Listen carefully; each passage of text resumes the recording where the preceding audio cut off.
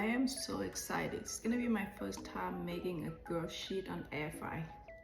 So I have one of my customers telling me, so I never done this before, grilled cheese on air fry. So she told me put on like 370, and that's the sheet I hit. 370 for 7 minutes. I don't know, it's gonna be burning or not cool. Put it down. Okay. See ya. Oh my god.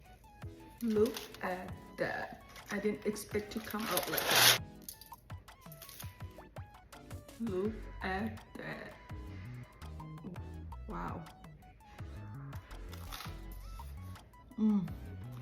At first I'm so scared. I don't know it's just gonna come out like that, but I like it.